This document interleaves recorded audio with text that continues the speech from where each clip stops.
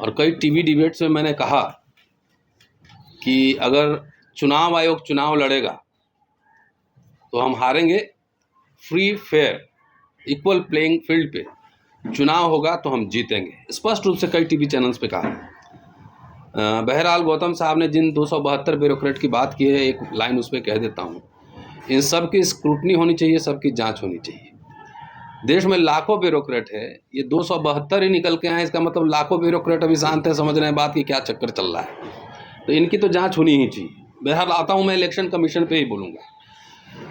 As a professional researcher मैं आंकड़ा एक इकट्ठा कर रहा था कि जब भारत आज़ाद हुआ और पहला लोकसभा चुनाव हुआ 1951-52 में, पूरा देश कांग्रेस में था, मतलब पूरी सिंपैथी कांग्रेस के साथ थी, सब कुछ था।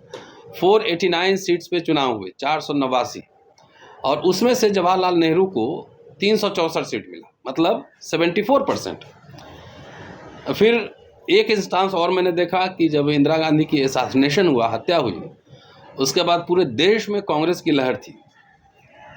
उस समय 541 सीट पे चुनाव हुए और राजीव गांधी और कांग्रेस पार्टी जीती 414 सीट, विच कम्स टू 76%। अब बिहार का विधानसभा चुनाव देखिए, 20 साल से अमूमन एनडीए सरकार है, बीच का कुछ ब्रेक हटा दीजिए, अब तो 10वीं बार मुख्यमंत्री उन्होंने शपथ लिया है। एनडीए सरकार का चुनाव इलेक्शन विनिंग रेट है तकरीबन 84%,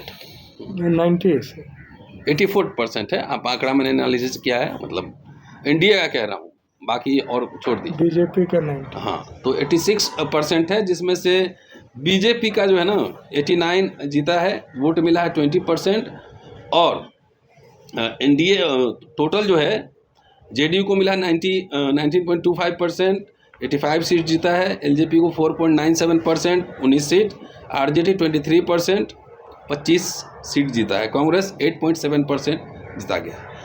इसमें देखिए बीजेपी का स्ट्राइक रेट सरप्राइजिंगली 88%, जेडीयू का 84.15% है।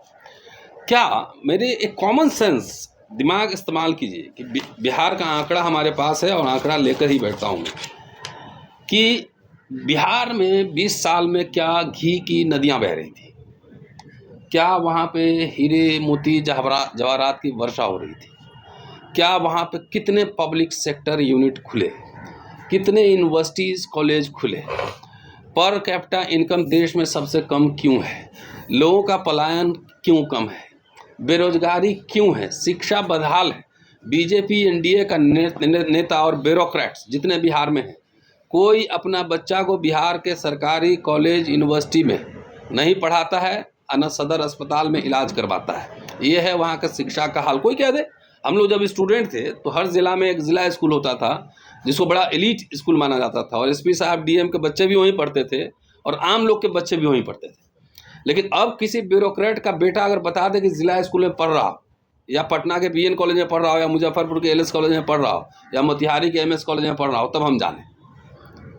ना कोई, आप देखिए ना, मोदी जी तो गुजरात जाते हैं तो क्या क्या बात करते हैं, वहाँ करते हैं semiconductor plant, bullet train, gift city, diamond hub, cyber city, knowledge city, 3 trillion economy. अब बिहार में क्या बात कर रहे थे, मखाना, मच्छी, रोजगार 10,000, कट्टा, गमछा, दोनाली है, गमछा उसी तरह से लहरा रहे थे जैसे हमारे यहाँ शादी ब्याह में नाच होता है ना, तो कुछ लोग ऐसे पूरा गमछा लहराते हैं तो उसी तरह गमछा लहराते, देश के प्रधानमंत्री। तो लेकिन बिहार में कभी वहाँ पे हम देखिए, मैं तो एक चुनौती आप लोग के माध्यम से देना चाहता हूँ कि अगर चुनाव आयोग में हिम्मत है तो 273 सीट पे, जहाँ पे हम जीते भी हैं, ये नहीं कि जीते उसको छोड़कर, 243 सीट पर वीवीपैट का मिलान करा लिया, दूध का दूध, पानी का पानी। अगर हम हार गए उसमें, यही रिजल्ट रहा वाकई जो है, तो हम समझेंगे कि बिहार के युवाओं को, लोगों को वहाँ यूनिवर्सिटी नहीं चाहिए, कॉलेज नहीं चाहिए, रोजगार नहीं चाहिए, पलायन नहीं रुकना चाहिए, ये मान लेंगे। और मोदी जी के मखाना मछली पे वोट दिया है उन्होंने। मिथिला में माता सीता मंदिर की बात कर रहे थे होम मिनिस्टर और प्रधानमंत्री मोदी, उनके मुंह से एक बार ही बताइए उनके नाम पे कोई अंतर्राष्ट्रीय विश्वविद्यालय खोलने की बात चली है? कोई एक विश्वविद्यालय, कॉलेज, कुछ बात नहीं चली है। अभी तो बोले हैं कि अभी तो फर्जी सरकार, आज उन्होंने शपथ लिया, हम तो फर्जी ही मानते हैं।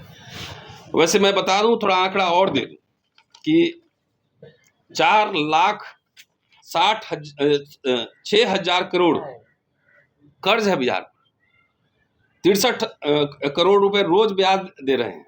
और इसी में चुनाव आयोग को ये दिखा नहीं कि लोग भर भर के ट्रेन से बीजेपी का पट्टा पहनाए हुए पैसा देते हुए बिहार जा रहा है। तकरीबन अनुमान के हिसाब, हवाई यात्रा, रोड यात्रा, रेल यात्रा मिला जुला के 50 लाख लोगों की ट्रैवलिंग हुई है इस दौरान। 50 लाख लोगों की ट्रैवलिंग हुई है।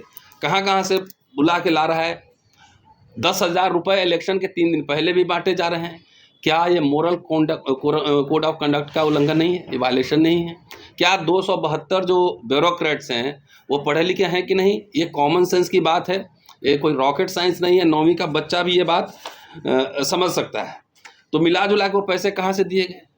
और कह रहे हैं कि रोजगार जब खड़े कर लेंगे तो हम फिर 2 लाख रुपए देंगे। तो किस फंड से देंगे वो भी बताएं। 1.5 करोड़ युवाओं को रोजगार देंगे, कहाँ से देंगे वो बताएं। इलेक्शन के समय मैंने देखा था, आंकड़ा निकाला था कि 6 अक्टूबर को जब इलेक्शन कमिश्नर कह रहे हैं कि 7 करोड़ 42 लाख वोटिंग है, और जब इलेक्शन हो रहा है तो 7 करोड़ 45 लाख हो जा रहा है, 3 लाख बढ़ जा रहा है। अब झूठ बोलने के लिए, गप मारने के लिए तो सब कहेंगे कि और वोट रजिस्टर्ड हुए, ये हुए, वो हुए, सब कहेंगे। 69 लाख वोट काटे ही गए। आपने देखा कि सांभी चौधरी दोनों हाथ में स्याही लगाई हुई है, तो अफसर कह देगा गलती से लग गया। तो भाई गलती सांभी भी चौधरी में ही क्यों हुआ, मेरे में क्यों नहीं आया? मैं भी वोट दे के आया, मेरे में तो नहीं हुआ। सिर्फ बीजेपी, आरएसएस और एनडीए के लोग हैं, उन्हीं में गलती क्यों हो गया? तो ये मिला जुला के पूरा चुनाव फर्जी है। इसमें रिपोर्टर्स कलेक्टिव की रिपोर्ट भी है कि 1.32 करोड़ संदिग्ध वोटर मिले हैं। 39 विधानसभा सीटों पर संदिग्ध वोटों की संख्या 3.7 लाख है। तो इस तरह के पूरे आंकड़े जब आ रहे हैं, और बिहार में तरक्की का मसला तो ये है कि तकरीबन 94 लाख परिवार 6,000 से कम में है। तो क्या घी की नदी में? मैं सोचने के लिए मजबूर हूँ। जो केंद्र सरकार का श्रम पोर्टल है उसी में तकरीबन 94% लोग कह रहे हैं, सरकारी आंकड़ा ही दे रहा हूँ मैं, कि 10,000 से कम में प्रति माह जो है हम गुजारा कर रहे हैं। क्राइम, शिक्षा का तो हाल आप जान ही रहे हो, सब बताना जरूरी है। 1 लाख की आबादी पर सिर्फ 7 कॉलेज, नेशनल एवरेज है 30 कॉलेज का। घोटाला वो भी गिन देता हूँ। परीक्षा घोटाला, 7 साल में 10 से ज़्यादा भर्ती घोटाला है। पुलिस भर्ती, बीपीएससी भर्ती घोटाला, अमीन भर्ती घोटाला, स्वास्थ्य विभाग सीएचओ भर्ती घोटाला, नीट उत्पाद विभाग घोटाला, तमाम घोटाले से लेकर, और सब जानते हैं, बिहार में जानते हैं कि डिग्रियां कैसे बांटे जा रही हैं। अपराध, SC/ST एट्रोसिटीज पर मतलब देश में 4थे नंबर पर बिहार है। पहला उत्तर प्रदेश, दूसरा राजस्थान, तीसरा मध्य प्रदेश, जहां तीनों जगह सरकार बीजेपी की है, और वहां पे डबल इंजन की सरकार है, तो चौथा बिहार है। हमें कैसे मान लें कि जिस दलित को अभी इलेक्शन के बाद ही पिटाई शुरू हो गई, हत्याएं शुरू हो गई, जिसमें इतनी एट्रोसिटीज हैं, हत्याएं हो रही हैं, वो कैसे इनको सबको वोट दे देगा? इसलिए हम तो मांग करते हैं कि भाई ईवीएम के खिलाफ हम लोग शुरू से ईवीएम के खिलाफ रहेंगे, और चुनाव आयोग में ये चुनौती हमारी है कि वो वीवीपैट का मिलान कर ले। खर्चा के लिए काहे आप परेशान हो रहे हैं? खर्चा तो आपके जेब से जाना नहीं है। और कल मैंने सोशल मीडिया पे पढ़ा कि लकड़ी कटेगा कागज़ बनाने से, तो क्या कागज़ बनना देश में बंद हो गया है? क्या अमेरिका, इंग्लैंड में जो बैलेट पेपर से होता है तो कागज़ की चिंता उनको नहीं है? इन्हीं को कागज़ की चिंता है।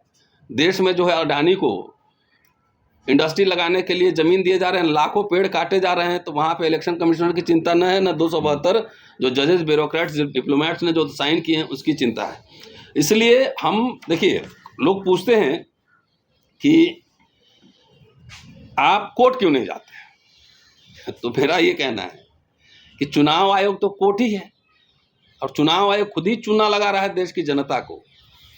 तो कुछ लड़ाइयाँ कोर्ट पे नहीं, सड़क पे लड़ी जाती हैं। पॉलिटिकल बैटल पॉलिटिकली लड़े जाते हैं। इसलिए कांग्रेस पार्टी की ओर से दिसंबर 1st वीक में रामलीला ग्राउंड में रैली का आयोजन किया गया है। हमने सुना है, जो नेशनल कन्वीनर, जो प्रवक्ता हैं, तो हम लोग तो जाएंगे ही। और आप सबसे विनम्र निवेदन है कि डेमोक्रेसी हाईजैक्ट, विनम्र निवेदन है कि आएँ और वहाँ लाखों की संख्या में लोग होंगे, पूरा आप शामिल भी हों और प्रोग्राम भी कवर करें। देख रहे हैं कि बांग्लादेश में क्या हो रहा है, इलेक्शन कमिश्नर, चीफ इलेक्शन को गिरफ्तार हुआ है, पूर्व राष्ट्रपति को फांसी दी गई है इलेक्शन रिग करने के लिए। और देश में देख लीजिए कि जब सारा प्राइवेटाइजेशन, अबाध निजीकरण चल रहा है, सरकारी संस्थाएं ध्वस्त की जा रही हैं, वही 50-60 साल में नेहरू इंदिरा के ज़माने में जो बनी उसी को मोदी जी बेच रहे हैं। खाली देश की जनता को ये बताएं कि पिछले 11-12 साल से आप केंद्र में हैं, बिहार में आप 20 साल से हैं, देश में कितने पब्लिक सेक्टर यूनिट आपने बनाए हैं, कितने इंस्टीट्यूशंस खड़े किए, कितने कल कारखाने लगाए हैं, कितने विश्वविद्यालय खोले हैं, कितने स्कूल कॉलेज खोले हैं। जरा इस देश को, जनता को बताएं। जब आदमी, जहां एक चौकीदार को 50,000 तनख्वाह मिलता था, आज 12,000 पर नौकरी करने के लिए मजबूर है, हर जाति समुदाय का। तो ये कैसे मान लिया जाए कि आपको पूरा देश उमर के वोट दे रहा है। मैं समझता हूं कि इलेक्शन कमीशन की भूमिका संदिग्ध है। पॉलिटिकल पार्टी से तो चुनाव में लड़ा जाएगा, लेकिन इलेक्शन कमीशन से एवरी डे हमें लड़ाई लड़नी पड़ेगी। शुक्रिया, जय हिंद।